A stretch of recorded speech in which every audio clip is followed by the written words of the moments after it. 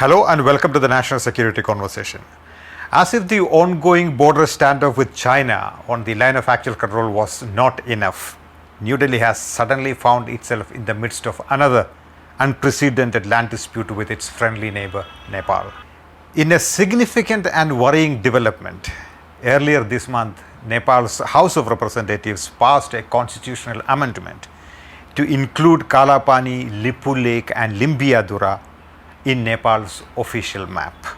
The proximate reason for this anger seems to be India's decision to inaugurate a new 80-kilometer road connecting to the border with China at the Lipu Lake Pass.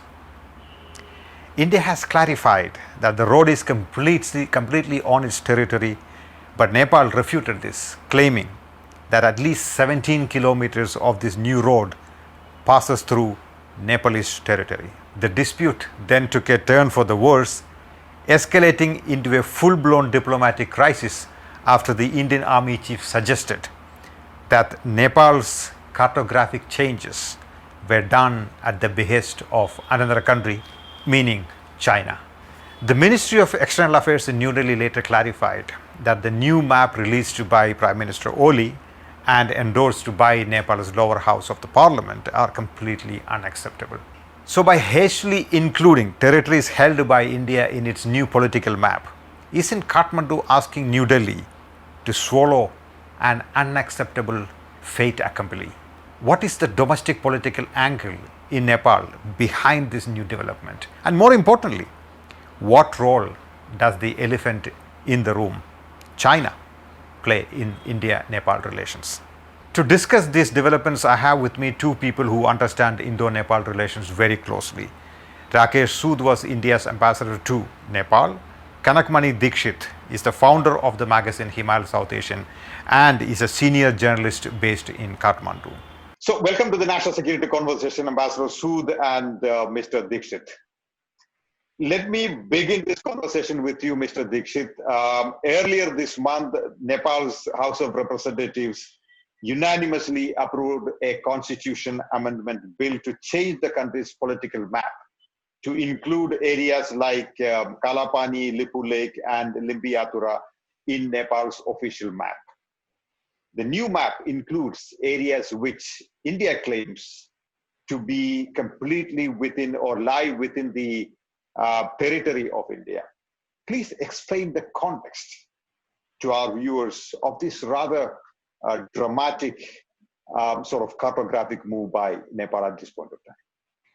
Well, the source of this problem, if you will, or this issue goes back to misdemeanors by the British colonials. In fact, going back to the time of the East India Company. So when many Indian observers are actually having to brush up on this matter of Lipu Lake, Limbiadura, and Kalapani, it's quite understandable because this is not somebody that was on anybody's radar, whereas it was certainly on the radar of the Nepali polity and the intelligentsia. But to go right back to where it all happened, it goes to the expansionary wars waged by the Kathmandu Darbar, moving towards the Sutlej in the early 1800s. And the British, the East India Company decided to call a halt to this by waging a war. And so the Anglo-Nepal War of 1814-1815, which ended in Nepal having to cede properties to the territories to the east and west, Sutlej on the west. As far as the Sutlej was the ambitions of the Nepali rulers, perhaps even further towards Kashmir, but they were made to give up Kumaon and Garhwal. And in doing that, the language of the Treaty of Sugauli, which was actually drafted in 1815, says the Raja of Nepal cedes for all time, as also on behalf of his descendants, all territories west of the Kali River. So essentially, the Kali River becomes the boundary between the western boundary of Nepal. And the question till today, and the reason for the controversy today has to do with which is the Kali River, which means which is the origin of the Kali River, which is the branch of the Kali River. And that is where in Nepal, just as modern India started becoming cartographically alert after its independence, Nepal began to look, and the intelligentsia and the polity in Kathmandu began to look into the maps in after the Panchayat era. And so since then, there's been a rumbling within Nepali society that the lands east of the Kali should be Nepal, but the upper branch of the upper stem of the Kali River, also known as the Mahakali River, uh, in the original British maps showed them to be where Nepal today believes they are, that there is a river that leads towards the high ridge of Limpiadura. However, during British times, around 1857 or so, suddenly, while the original map did show the stem as being Kali or the Kuti Yangdi going up to Limpiadura, it suddenly shifts eastward towards the pass known as Lipu Lake, possibly because the British realized that they could cock a snook on Nepal, and when Kathmandu was not looking in this remote territory, deciding that the actual valuable strategic pass or for uh, pilgrimage purposes or for trade was actually the Lipu Lake Pass, because that led into Kailas Manasarovar on the other side. So the maps begin to start showing the origins of the Kali differently. So from that, we should come to the post 1990 era in Nepal. In between, Nepal accepted the map as it evolved, as essentially with a country without a cartographic department even. What was given by the British, I presume, was kept by the Nepalis as their own. But as people began to investigate, there were two areas that came into question. One is the entire triangle towards Limpiadura, another area called Kalapani, which even under the later British maps were said to be on the east of the Kali, and hence they would then naturally be in Nepal. The complication comes when, probably related to the 1962 debacle with China, India's extreme sensitivity towards its northern frontiers, the Nepali rulers seem to have decided to let many of there were Indian listening posts in Nepal. It is said up to 18 or 19. But 17 of them were removed in 1969. But one was allowed to remain, perhaps because of excessive sensitivities. We do not know the details at this point. So much has to be learned actually from going into the archives. But in any case, in the Panchayat era, which means the king ruled era, the king seemed to have decided there is a problem out there. There is a dispute. We do consider that there has been some Nepal territory within present-day India, modern India. However, we will not raise that issue for now. There are some instances when Nepali diplomats and administrators have recalled going to the king, and this is recorded, and they have said, well, we got enough issues within there right now, let it be. However, in the democratic era, that was not to be. Issues kept coming up, and essentially, just to bring you up to par, then, since the time of Atal Bihari Vajpayee talking to uh, Girija Prasad Koirala, um, from the time of I.K. Gujral onward to Sushil Koirala and Prime Minister Modi, to Sushma Swaraj, talking to the Foreign Minister of Nepal, Mr. Mahendra Pandey, till the present, there has been acknowledgement that there is a border dispute. Many of them have been resolved, but there are two that are remaining. One of them is this Kalapani area, which includes the Limpiadura area. Before I go to Ambassador Sood on his take on the matter, one quick question, follow-up question for you, Mr. Dixit. I mean, let alone the substance of it. Do you agree with the unilateral manner in which Kathmandu has gone about changing the map, as it were? In many ways, by adding these territories held by India, Isn't Kathmandu asking New Delhi to accept an unacceptable and rather humiliating fait accompli, as it were? Escalatory action, the escalatory move actually was made by India, as I understand it, and it was a response or a tit for tat, if you will. So what happened was that while the fact that Nepal claimed Kalapani and the Limpia-Dura triangle was well known to Indian bureaucracy, if not the Indian polity, the issue actually came up for discussion when in May 2015 in Sian, an agreement was made between Mr. Modi and President Xi to open up the Lipu Lake area for pilgrimage and trade. At that time itself, Nepal had written a letter of a note verbal, I believe is the right word, to the separately to the two governments, Chinese and Indians, and yet, so that means that the issue was already known. Yet, in November last, 2019, the Defense Minister of India goes ahead and with much fanfare inaugurates what he calls the link road to Lipu Lake. And so if you ask me, that is the unilateral action, or that is the trigger that then made it untenable for the Nepali polity to sit back, given that things have been taken a step ahead. Ambassador Sood, what is your sense of what's happening? Indian reactions have been pretty muted. I looked at the statement issued by the MEA. The statement has been pretty muted. But in any case, going back to what Kanak Saab said, there's a lot on the table here. He sort of goes back into great detail to the colonial times and sort of makes that claim about these particular three areas. What's your response? Well, I think I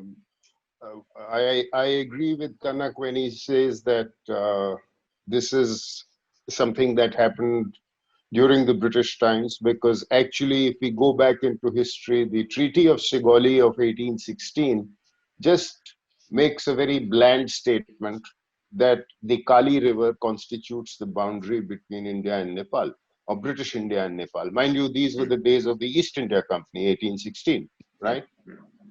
And at that stage, there are no maps or coordinates or latitude, longitude, or anything like that that is attached to it. The maps are then subsequently brought out. And those maps show a certain alignment of the Kali River, which go exactly as Mr. Kanak Dixit said, towards the tributary, which is going towards the northwest, towards Limpia-Dura. Now, what we need to remember is that the Kali River goes up north along the India-Nepal boundary, and slightly north of a village called Garbeang, there are three or four tributaries that actually come and join into what constitutes Kali River. So the dispute essentially arises as to which of these tributaries should we count as the actual Kali. There is actually an exchange of letters from the then British officer who was there in terms of which of the villages would go to Nepal and which of the villages would come to Kumaon region in India. And it starts getting reversed. By 1850, the maps have been redone. The tributary that is now coming from the northeast is the one that is being shown as the Kali River. And this is the one that first it says the Lipu Lake Pass, and then subsequently there is yet another map in 1879 which says that it is actually not even the Lipu Lake Pass, but it is the Kalapani Springs. There is a spring at Kalapani, and it is the spring at Kalapani which is the origin. And so therefore, if that is the origin, then the boundary goes up to Kalapani and then drops down along the watershed of another tributary called Pankha Gad, and that then constitutes the boundary. Now, actually, it is interesting. As Mr. Dixit also said, this issue did not come up at all because the maps were accepted as they were. I don't think Nepal had any arguments with the British. By this time, it was the British Indian Empire. I don't think they had any arguments with the British when these maps were being modified. These were the maps that we inherited. And these right? maps are available in the public domain, right? Yes. These maps are available in the public domain. In fact, even the Nepali maps that were, then British India and Nepal signed yet another comprehensive treaty in 1923, which was like the equivalent of a treaty of peace and friendship. It sort of consolidated various arrangements between British India and Nepal. And the 1924 maps that Nepal issued also show this particular alignment that is of the 1879 alignment. And you're talking about the 1961 Nepal, I'm China. talking of the 1879 alignment. Right. And that is what is there in the 1924 maps of Nepal. India becomes independent in 1947, and we inherit these boundaries. So this is what has continued. Now, and I agree with Mr. Dixit when he says that the issue was never raised. Now, whether it was not raised by the King Mahendra or King Tribhuvan out of sensitivity to India, I mean, I would have a slightly different view, because King Mahendra was quite adept at using the China card. And so I don't see him displaying that kind of sensitivity. But nonetheless, it was never raised till the 1990s. So the first time it was raised was 1997. My guess is that in 1996 we had signed the Mahakali Treaty, although it is not directly relevant. But my guess is that we had signed the Mahakali Treaty, which is a large hydel project on the Mahakali River, because what is known as the Kali, as it comes downstream, gets more water, gets more rivers joining in, is also called the Mahakali, or it is also called the Sharda. Now, so perhaps there was a renewed interest, and therefore in 1997 the issue was raised. And but the issue that was raised from 1997 and subsequently, where it was agreed that the foreign secretaries will sit down and talk about it, that issue was never actually about Limpia Dhura. That issue was related to basically Kalapani, because it was the issue, at Kalapani, which is en route to Lipu Lake, which is a small area en route to Lipu Lake, is where there is an army camp or an ITBP, Indo-Tibet Border Police camp. And the issue was largely that this Kalapani falls within Nepali territory. That depends on whether you take the 1850-1856 alignment or the 1879 alignment. If you take the 1879 alignment, then even Kalapani does not fall in Nepal. If you take the 1850-1856 alignment, then yes, Kalapani would fall in Nepal. So that is the kind of thing. So Limpia Dhura is not an issue that has ever been talked of between India and Nepal. Back to you, Mr. Dixit. There is a lot that Ambassador Sood has said in response to what you said initially. Essentially making the argument that the borders and the maps have been given down to the Indian state that came into being in 1947 by the British. So it is not as if the Indian side has reinvented anything thereafter. So what's your response to that? It is because the Indian state has inherited the map that we need to go to the shenanigans during the British era. And unfortunately, the Indian state will also inherit the shenanigans of the British era. So the revision of the map progressively by the British to show the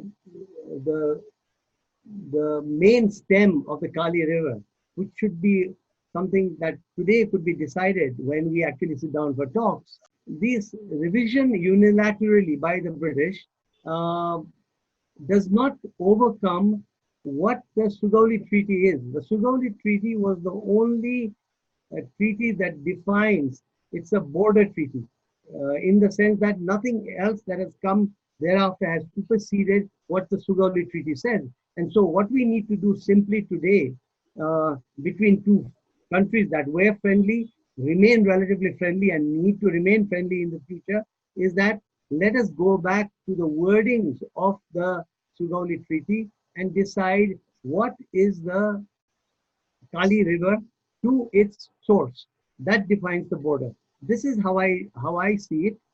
Just otherwise, there are claims and counterclaims, paper from this side and papers from that side. For example, I could tell you, and this is something for the negotiators to be doing, I hope soon. But number one, it is not only 1997, as Ambassador Sood spoke about, but starting in the 70s, this issue has come up between Nepal and India, and in the joint technical, the Joint Technical Level Nepal-India Boundary Committee, which started work in 1981. That also started doing what is known as strip mapping. And what people say, would not say to what accuracy, but 98% of the issues between Nepal and India have been resolved. So in a way, there was a great progress, but then they always got stuck when it came to two issues: Kalapani and the regions to the north, and the Susta River by the Gandaki River in the south. So these issues have been discussed between Nepal and India. It is just that it is not general knowledge out in the Indian polity or intelligentsia. But then after the Joint Technical Committee, then you have in 2014 something known as the Border Working Group begins to meet. It was decided in 2007, but begins to meet only in 2014. So there has been actually since the 70s, a continuous concern from the Nepali side regarding the western boundary that abuts adjacent to Kumaon.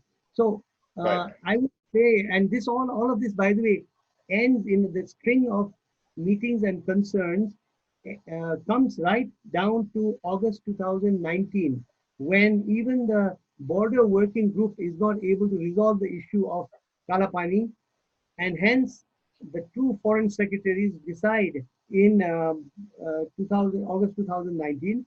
This is when the present, actually not the foreign secretary, the present foreign minister, Mr. Jaishankar, comes to Kathmandu, and they decide to elevate the discussion to the foreign secretary level. And this has not met here. So what I would suggest to you is that over the last few years, there has been prevarication and delays from the Indian side rather than the Nepal side.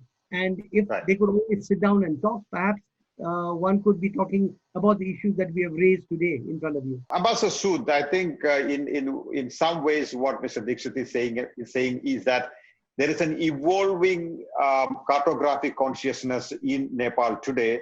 And what may be happening today is perhaps a result of that evolving sort of cartographic consciousness. On the other hand, you seem to be arguing, or the Indian side seems to be arguing, that the Indian side would like to sort of hold on to the sort of colonial border settlement that happened between the British India and Nepal.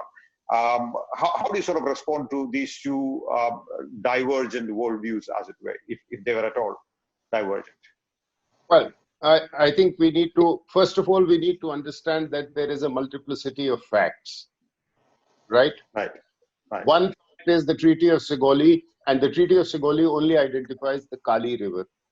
It does not indicate which of the tributaries of Kali River constitutes the should actually be given the name of Kali. Right. Because there are different alignments in different British maps, at least three. And here I'm actually, there was this discussion came up in the Nepal Parliament in 1998. And there is a letter from the Nepal Prime Minister to the Delegated Legislation and Government Assurances Committee of the National Assembly of Nepal. It is dated 18th June 1998. We'll pull And that up. I mean, it actually quotes exactly, and it says, according to the Treaty of Sugoli, signed in 1816 with British India, the Kali River was established as the western boundary of Nepal.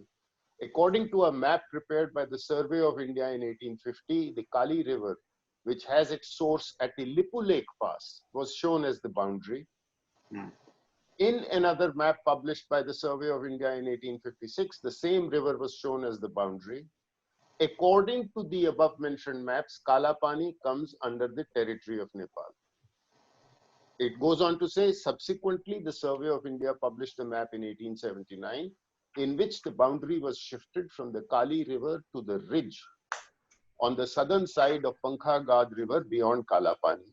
In this map, Kalapani has been shown on the Indian side. So, I mean, this is as per an official communication by the Prime Minister of Nepal to the National Assembly of Nepal in 1998. So clearly there is a multiplicity of alignments that exists. Now, we can assume why the British did this, but I don't think that we can decide it, this kind of a thing in through a legal process. Obviously, there has to be a political process. And that is why, even here, let me make it quite clear that the Chinese have never had any doubts in their mind as to whether Lipu Lake falls within India or it should be part of Nepal. Because as you, Happymon, as you said, when we signed our first treaty with China in the 1950s, Lipu Lake was identified both as the route for pilgrimage as well as for border trade. In fact, subsequently, after 1962, both the pilgrimage and the border trade stopped. The pilgrimage began in 1981, and once again, it was through Lipu Lake. And it was a bilateral understanding between India and China. The border trade was resumed in 1991 through Lipu Lake, once again. And it was never an issue that... So the point I'm making is that right from this time, Nepal had accepted that Lipu Lake was part of Indian territory. The issue remained, as I said, of the small region of Kalapani. According to me, if, when you have a small cancer, you don't treat it by making it a bigger cancer. And I think what Nepal has done is essentially first of all, it has enlarged what was a difference in territorial perception has been converted into a territorial dispute. The size of it has been enlarged. And also, we have now taken certain steps. And this is what I find sort of contradictory now. And while I fully accept Mr. Dixit's point that India has certainly been extremely tardy, and we should have responded to the Nepalese suggestion for talks, which we unfortunately didn't. But I do think that Nepal has now started adopting a somewhat contradictory approach, because on one hand, it calls for dialogue, and on the other, it is taking actions to prevent the dialogue by queering the pitch. Is there a specific strategic importance to the Lipu Lake Pass, given the fact that the new road that Rajnath Singh inaugurated the other day is perhaps the quickest links between New Delhi and Tibet, as it were? So, is there a strategic importance to this Lipu Lake Pass and the road that has been built? And given the state of India-China relations at this point of time, and what is happening on the line of active control, is there a possibility that one could sort of add the strategic importance of this particular Lipu Lake Pass, the location of it, to that mix, and say there is perhaps some element of, I'm just playing the devil's advocate here, some element of truth in what the army chief is saying, that it is being done at the behest of somebody else because of a certain strategic importance to the location? Well, don't think so. I think the army chief, and I tend to agree with Mr. Kanak Dixit, that I think the army chief made a statement that was uncalled for. It reflected a degree of insensitivity, and for the simple reason that Nepal, the two facts here. First, that Nepal had first asked for meetings on the issue of Kalapani, on the issue of boundary in this area with us in more recent times in November of last year. Right. Now, in November of last year, we didn't really have the COVID pandemic. Right. Nor did we have the boundary issue with China flaring up in this manner in which it has during the last month or so. So therefore, think that Nepal would have sent us this note verbal suggesting dates. My guess is somehow or the other, and this is having been a former bureaucrat myself, I sort of have a feel for how these things happen and how things slip between the cracks. You know, our ambassador was retiring at the end of December. And he was on his farewell calls and things like that. So it kind of got dropped. And it was thought, now the new ambassador only got there after 2.5 months. The foreign secretary was retiring end of January. So once again, the foreign secretary level talk. So the various dates that were proposed by the Nepalese side just got ignored. They got shelved. By the time the new foreign secretary took over, by the time the new ambassador got into position, by this time, by March, COVID had erupted and all the rest of it.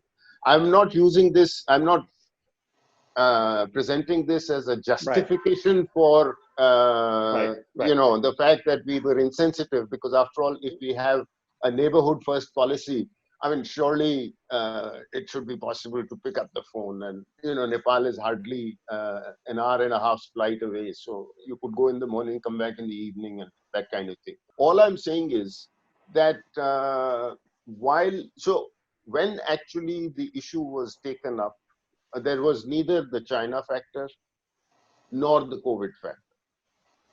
So that's one fact. So that's one reason why I think that it is unfair on the part of the army chief to have suggested. Second, I said two facts. The second fact is that the army chief of India is the honorary general of the Nepal army. And similarly, the army chief of Nepal is an honorary general of the Indian army. It's a tradition that reflects the close ties between the two armies, the two institutions in India and Nepal. And so even taking that into consideration, it is inappropriate for an honorary general of the Nepal army to actually make this kind of a comment. I mean, it reflects a degree of insensitivity. And that is why, if you've noticed, General Naravne, in his recent comments, you know, he spoke at the IMA passing out parade the other day, just 2 days ago. And in his more recent comments, he has actually tried to repair this kind of, you know, the damage that was done by his earlier statement, making that kind of suggestion. Might I make a So yeah, sure. Go ahead. Go ahead, Mr. Dixit. Just two or three points, because I think we might not get back to them. One of them is when Ambassador Sood talks about how this issue has to be resolved essentially now at a political level. I believe so, but I would also add the fact that there is some work remaining here for cartographers and geomorphologists and people who study river morphology, because the one document, incredibly, that stands alone is from 1815. It's not even 1816, because 1816 was when the actual papers were, the treaty between the Kathmandu Darbar and the East India Company were exchanged, because there were some altercations and some logistics in between. But the essential treaty was prepared in 1815. So here we're having to look back at something from 1815 because there has been no other document to replace it, number one. In which case we have to look at what is the source of the river Kali? And in which case, do we go by what the British did over time unilaterally by themselves, which then has been inherited by the Republic of India? Or do we also, at this point, howsoever late it may be, go back to the original intent of the one document that has not been superseded? Because these are international relations, and if it is 2 centuries ago, it is 2 centuries ago. The other point is, it seems to me somewhere that the Indian argument may be that this is possession, and possession will, over a course of time, with the Nepalese having acceded, sometimes even having made some comments, even though the Sugauli Treaty has not been superseded, statements made, documents made available in between, even by the Nepali side. Does that work? It seems to me that the argument seems to be, that I read in the press out of India, is that essentially we've had it all along, and therefore, since the British moved on. I would say that there are enough examples, I will not name the regions, within India's own territories, which it considers its own, but for decades it has not been able to get possession, but still it stays in India's maps. So I think we need to indeed, with all these various understandings, move towards the political solution that Ambassador Sood refers to, which I think is essential. And the other point that is a little confusing for me here sitting in Kathmandu is because I do consider the trigger and for the escalation and this sudden eruption between the two countries has to do with 2 or 3 events actually happened in India. You might say Nepal overreacted, but it is a reaction. The action actually firmly happened after the Sian meeting, when Nepal had already, the Kathmandu Foreign Office had already made its point very clear, yet to go ahead with an inauguration of this very disputed territory with full fanfare and band baja, a digital kind of inauguration. And then the army chief, whatever he said, all of that cleared the pitch. So the question for me in Kathmandu is, why do that? Why did India, looking at its super sensitive northern borders, especially at a time when the Sikkim border was already a little, it was Right. not interesting, I guess, but something was happening there for sure. But the Ladakh thing was already moving on. And then Right. to create a different front, why would they do it? I would like to believe that perhaps it is just the Indian government, the Indian state, right hand not knowing what the left hand was doing. Could it be that? Could it be that South did not know what I think the minister? I You tell me. I would tend to agree. I don't think that there was a malafide because Right. the construction of this road began when I was posted as ambassador in Nepal more than 10 years ago. The road, it's just an 80-kilometer road, but it goes through a difficult kind of a terrain. And so it has actually taken us about 10, 11 years to complete the road. At no point during the road construction being undertaken by India were there any protests from Nepal or anything like that. For the simple reason that, on the ground, Happymon, there is very poor infrastructure, and we have an open border with Nepal. And so it doesn't matter if the road is on this side, the Nepalese would also use it for border trade. They would also use it to send their pilgrims to Kailash Mansarovar. And nobody would care. I mean, as long as there is infrastructure, it is going to be used by people on both sides of the border. So the fact that this was being built, there had been no protests about it, and so on. My guess is that when the defense minister, I really should not be saying this, but I think when the defense minister actually inaugurated it, I think he was doing it because the pilgrimage season, as you know, it normally begins at around this time. So it was more a political kind of a thing. And I don't think that it was thought of as something that would arouse sensitivities on the other side. Perhaps wrongly so, as we see it. But here again, I think part of the issue is to do with domestic politics. So I think in some ways what Ambassador Sood says also conveys the fact that there isn't enough communication or conversation happening between the two sides. Now, is there a feeling within the Nepalese government and the strategic community that the Indian side does not take its relationship with Nepal that seriously, serious enough that it engages in a conversation on sensitive issues, even though there is a lockdown and pandemic and all of that is on? Shouldn't the diplomatic conversation and political conversation continue between the two sides? Is there a feeling of that kind in Nepal, Mr. Dixit? Well, I think there is, and certainly if there is that feeling, and this present spat is sure to lead to a different level of engagement, I presume. But I didn't get to say fully what I intended to earlier when I said the Indian state left hand may not know what the right hand is doing. If the sensitivities of Nepal after May 2015 and the ASEAN meeting and the agreement on Lipulekh between China and India had been properly considered by those who manage Indian foreign affairs, and if that also, if they had their hand on the Nepali pulse and the growing Nepal understanding in Kathmandu about Limpuya, Dhura, Lipulekh, then perhaps there would have been an attempt to say, should we do this inauguration with this fanfare or should we not? That is one. The other is, what I have heard is there were some discussions ongoing, perhaps about, and this is now I'm going into an area of conjecture, but that perhaps Nepal and India could come to a conclusion about the garrison, the military garrison of the ITBP that stays in Kalapani. Could it be moved out?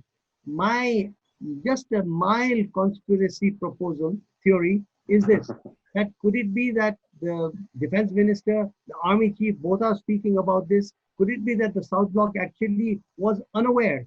And had it been aware, would they have said, this is, whoever may be right or wrong, let us not go through with this? Because in the end, as you see, that's exactly what happened. The escalation happened actually after Rajnath Singh's speech. So somebody was not looking at Nepal with care at that point. Well, that is true. I think you're right about the immediate escalation part of it, but I think there has been this uneasiness within Nepal about India, going back to say 2015, be it about the alleged interference of the Indian state in the constitution making of the of Nepal, or the alleged blockade, the economic blockade in 2015. So have things been brewing thereafter? So have we reached a stage where it is not possible to go back to good old days? Oh, I think it is essential to go back to good old days, as you term it. And some of them were not very good, but old days certainly. The way I like to say is, when people say, is India the big brother? I say, no, India is big and it is a brother. And that is the situation that we must take ourselves back to. Right. But as far as the immediate past relationship goes, the constitution writing, firstly, there was the conflict, 10 years of conflict. Then there was the constitution writing. Then there was the earthquake. Then finally the promulgation of the constitution with a lot of heartburn within Nepal and inter-community juxtapositions that came to the fore, etc. In all of that, a blockade happened right at the end of it, almost like a thank you for the constitution, no thank you.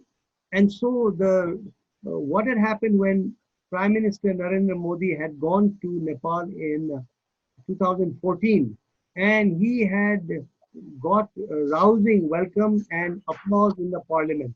But from that, we had expected the relationship to go from up to up. Instead, the blockade made it all come crashing down.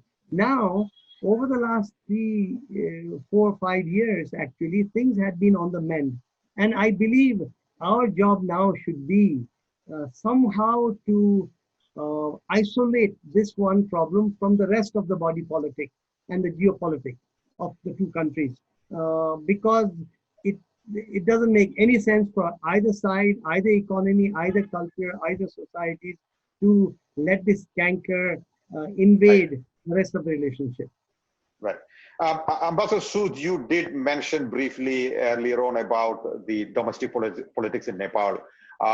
Do you think there is a domestic political angle to the current development? And is it Mr. Oli trying to regain some of his lost political capital in Nepal by sort of rousing the anti-India feelings? Is that what you're getting at? Well, yes, and this is not a new phenomena. We've seen that in the past. And what happens is that, Nepali politics has had, I would say that has been in a state of transition virtually since 1990. When the first Jan Andolan took place, the beginning of multi-party democracy. If you look at it from 1990, and then of course there was the 10 years insurgency, Maoist insurgency, then the peace process, then a new constitution, abolition of monarchy, declaration of republic, introduction of federal structure, and so on and so on. So from 1990 till now, my guess is that Nepal has had about 25 or 26 prime ministers. Some of them have been prime ministers twice over or thrice over. So it has been a period of a fair amount of political churn. And during this period, we've seen various kinds of coalitions being emerge. Sometimes a coalition of the Congress with the Marxist, Leninist, the UML party, sometimes with the Maoists, sometimes the Maoists with the UML, sometimes with somebody else, sometimes the ex-royalist parties or the more the RPPs and so on also end up joining them. Now, in this process, very often there is one foreign policy issue that becomes a scapegoat, a convenient scapegoat for domestic political infighting between Nepali political parties, between the government and the opposition, let's say, and that is India's relationship. And that has been this is a phenomenon that has surfaced repeatedly in Nepal, and I think that it is true that there were some Prime Minister Oli was facing some difficulties.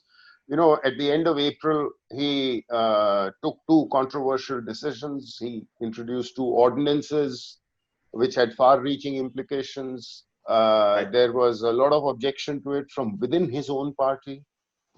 There was a feeling that perhaps his party might break up or things like that. And the fact that, and so quite hurriedly, he then withdrew those two ordinances as a means of patching up things. So therefore, the comments that were made by the army chief, the inauguration, etc., played into the turbulent politics. Right. It led to an eruption of Nepali nationalism. Everybody came under the banner of Nepali nationalism. I mean, you know, and the flip side of the coin of Nepali nationalism, as I said, is always anti-Indianism. And so we see that emerge as the counterpart. And and it's, you know, because we also, let's not forget, I mean, Prime Minister Oli in Parliament, when he was talking about this, was talking about how the Indian virus is more lethal than the Nepali, than the Italian or the Chinese virus. He was talking about that the national symbol of India, is it Satyamev Jayate or should it be Sinhamev Jayate? You know, that India is trying to exercise. So when it comes down to rhetoric, then I'm afraid there is both sides. There is enough blame to go around. Let me put it like this.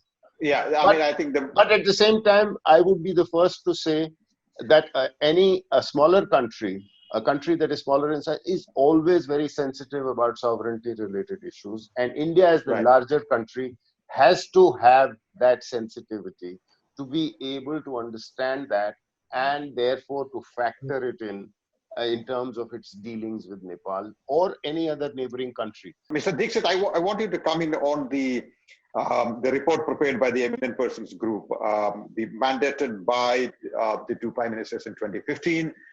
The report was submitted in 2018. We have no idea what has happened to that. What's your take on that? Is that a way forward? Happymon, I can't not speak into Nepali politics and follow up on Of course, Ambassador Sood. please. Kya karna? Please Shall go I? ahead. Yes, I Sure, mean, sure, of course. essentially, the question is, there is no doubt that Prime Minister Oli, over the last 2 years, has weakened his government through poor governance, number one. And number two, the fact that he has been weakened by infighting within his party. Hmm. So when people from the outside look at Nepali politics and they find that the Prime Minister is weakened, they think it is a weakening through the parliamentary process. But actually, it is the power struggles within his party, the other side essentially led by the former Maoist chieftain Pushpa Kamal Dahal. So there is that dynamic that also has helped in the weakening of Prime Minister Oli. Now, in that situation, the question we need to look at is, was Mr. Oli very willingly moving towards this new map or not? This is something that he will write in his memoirs, I guess, when he gets around to it. However, let me try and suggest to you what I know is that this map, after the November with the inauguration of the road, firstly, I would say that definitely the Indian government, whoever manages foreign policy and whoever looks at Nepal, they definitely mismanaged affairs, not looking at how this would trigger the reaction in Nepal. So to that extent, I still believe that the trigger was the inauguration of that road. Now, when that happened, by January, the related Nepali Ministry of Land Affairs, Land Reform Affairs, they had prepared this new map in January. Oli sat on this map from January till May, hoping that Mr. Modi and his people would come across for discussions digitally through Zoom or whatever. But it did not happen. In the meantime, all party parliamentary committees were pushing at him to come out with this map. Then finally, what is known as the Secretariat of the ruling party, which has all the heavy honchos, the big honchos there, they also cornered Mr. Oli. So I would say that Mr. Oli then decided to jump in and go all out. But we must look at the nuance of it all. That one, the trigger, the India's trigger to Nepali domestic politics to get sparked, and then Mr. Oli's initial reluctance, and then his willingness to go all out. I believe in a discussion such as this, we must have some of this nuance as well. Sure. Absolutely. Absolutely. No, do you also want to come in on the, or maybe I can ask Rakesh ji first and then come back to you. Ambassador Sood, what is your take on the report prepared by the Eminence Persons Group, report submitted in 2018? Why there is no movement on that? I have a feeling that having been part of the government once again, these Eminent Persons Group reports, there must be at least 100 of them in MEA. We set up, there was a point in time when we were happily setting up Eminent Persons Group with everybody, with EU. That's a diversionary tactic you are saying. No. With EU, with France, with Germany, with England, with America, etc., etc. I mean, we set it up with a number of countries, and they produce reports. And as an ambassador in France, I have hosted the Eminent Persons myself a number of times and participated in these meetings. These are well-meaning people, and it's a way of enhancing people-to-people contacts. But the reports are not binding. I mean, there is this idea that it has not been accepted is not something. I mean, it is lying in the ministry. There is no formal ceremony that takes place. So here is the problem. So there is no formal diplomacy happening. There is not enough conversation happening between the two sides. And here is a report that has not been taken seriously. So what are we doing with Nepal? Well, to that, I think you are right. I think we have been not adequately in touch with Nepal or things like that. And I think that the relationship, that's why I said that the relationship seems to be deteriorating, and we are standing at a fairly bleak juncture. And but this is Happymon. I'll just one sentence I'll add. But this is where it becomes very important for political leaders to understand that brinkmanship, there has to be a limit, because beyond a point, what happens is that something untoward happens. Like 2-3 days ago, we saw an incidence of firing where an Indian citizen was killed at the border at Sitamari, and two others were injured. Now, this was something that is not linked. It is not at all linked to Kalapani. It is thousands of kilometers away from Kalapani. I mean, this is on the Bihar border of Sitamari. But on that day, I was asked by a number of television channels as to why these were linked and was there a linkage. Now, but this is how things happen when you are engaging in brinkmanship and things get out of control. So at these points, I think wisdom on the part of political leadership is to press the pause button. But we seem to be doing a fast forward. We've just adopted a constitutional amendment. If I see the newspapers today, in Nepal, it has already been submitted to the upper house. I assume that it will clear the upper house and then it will become part of the constitution. So before I go to for dialogue. Right. Before I go to Mr. Dixit, I have to ask this question. My viewers would be very unhappy if I didn't address the elephant in the room, China. How serious do you think? There's a lot of argument made in India about the increasing Chinese influence in Nepal. How much credibility should we give to that sort of a narrative, that sort of an argument that China is now becoming a major player in Nepalese politics? That's going to be against our interests. Well, Happymon, I think China is becoming a major player, full stop. I think that is the first sentence. Secondly, if it is becoming a major player, it's expanding its influence. It's expanding its influence with the Belt and Road Initiative, for example, as far away as Europe. Right. And as far away as Africa. So it is only natural that it would expand its influence in its vicinity, which means South Asia. And so, I mean, I think it is part of the fact that you have a more prosperous, more economically stronger China, a politically more assertive China, a China that feels that it's time to assume responsibilities has come.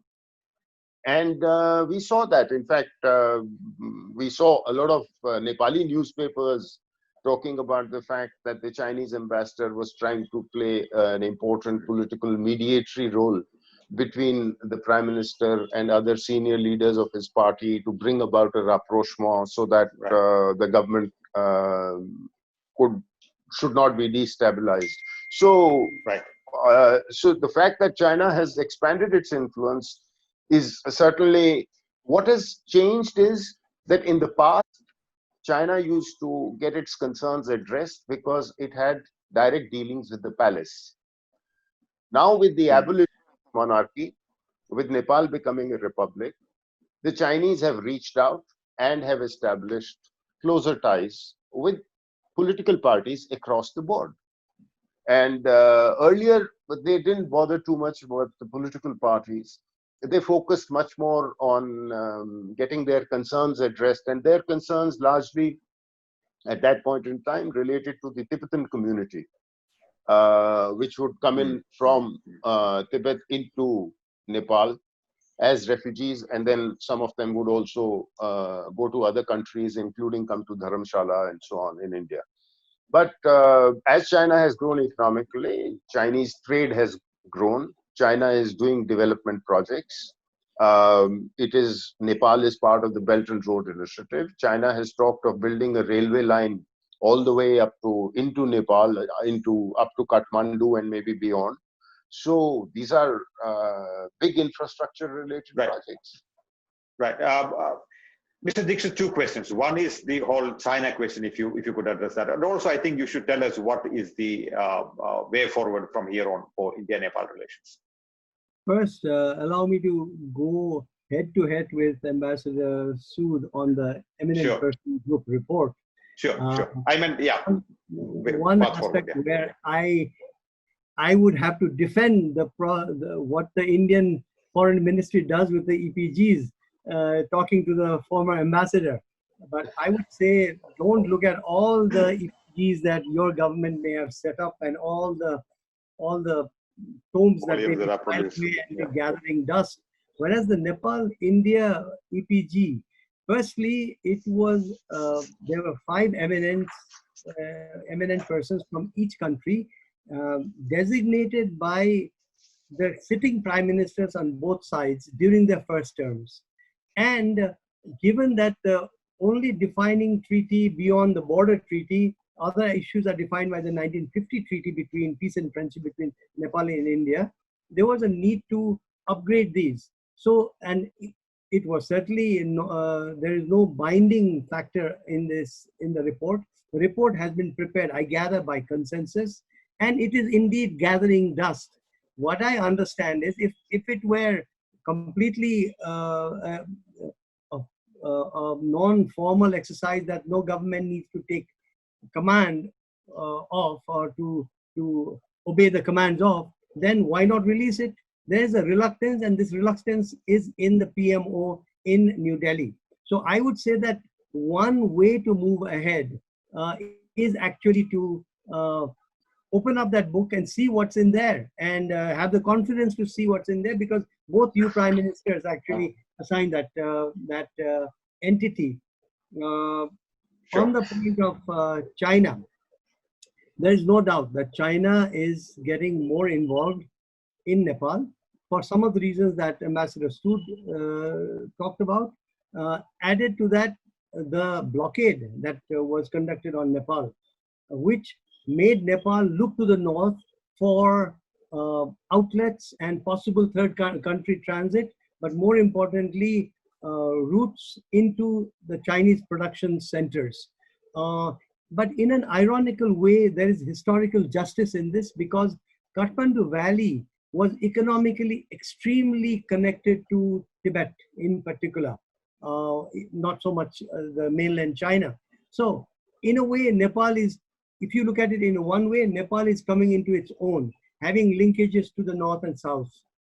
On the other hand, do we have to worry about Chinese adventurism in Nepal, just as we have suffered Indian adventurism in the past? Definitely. And I would say that one should leave it to the Kathmandu polity to learn from its mistakes and not let Beijing run roughshod over it, because it is a factor that India has been so overwhelmingly important for Nepal that sometimes Nepal has overcorrected in being extremely obsequious towards Beijing.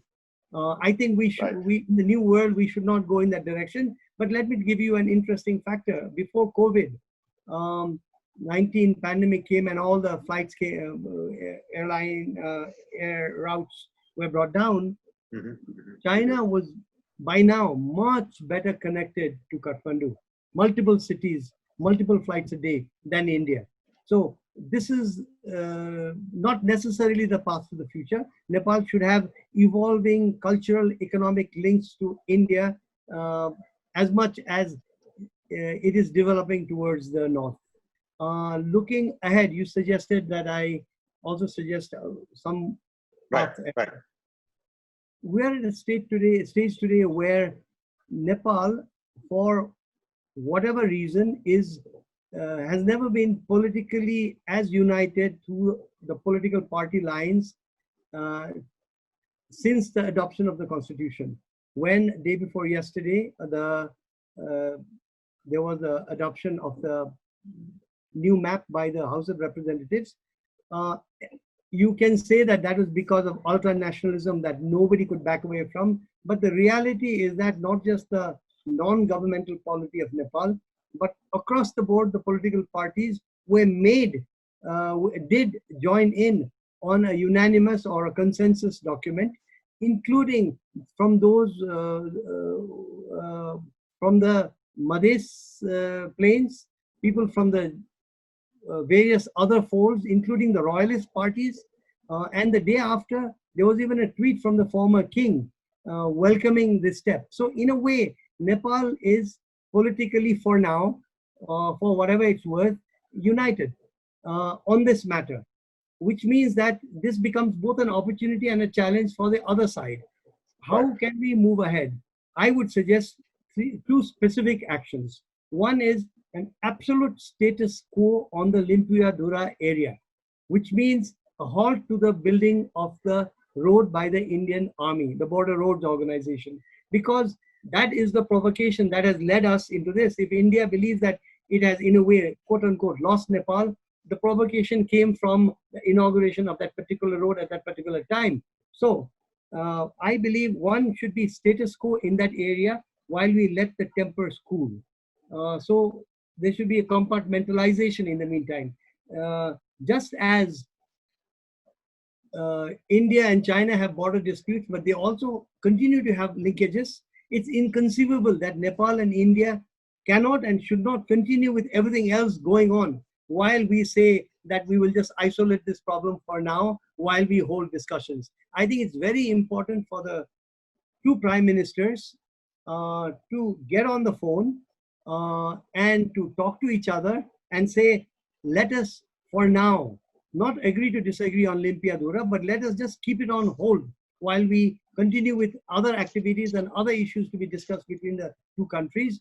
In the meantime, I believe sooner than later, there has to be discussions where we have talked about this in the earlier part of this program, all the paperwork that exists, all the talks and the discussions and even the notepads, the maps, the archives, whatever is in there, all of them be brought together and experts to sit down while overseen by the politicians, the prime ministers of the country, because we do need to get through this, because the cultural, economic, social, and geopolitical linkages with India and between India and Nepal are too important, and the uniqueness of this relationship actually should be exemplary for the other countries of South Asia. Instead, we have ended up in this mess. So we must get out of it.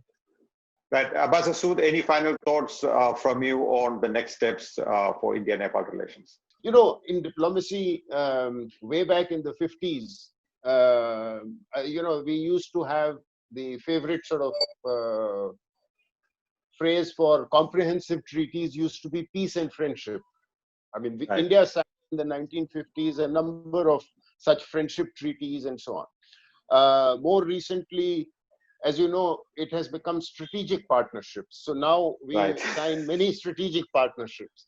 So there are certain things that become more current, as it were. And similarly, during the 2000s, particularly, the idea of eminent persons group to kind of give an impulse to bilateral relations was something that we did one with ASEAN, we did one with Singapore, we did, as I said, we must have done it with at least 24 countries.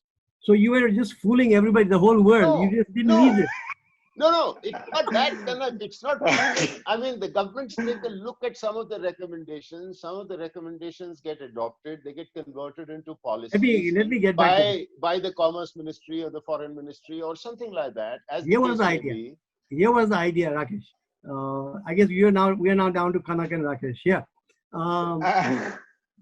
The idea was, until the last moment, it almost worked. The idea was that and these are the eminences themselves that were saying this, not any of us.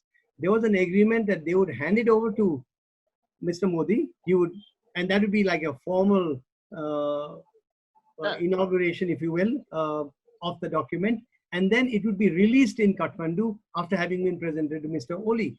I do believe that you haven't seen it, I haven't seen it, but I do believe that there are certain formulae, and neither do I believe that there is any God-given rule of how EPGs work, and this is the format, and now their time is past. No, I believe that their time is now for this present particular EPG, whatever you may say. I agree that, you know, if there was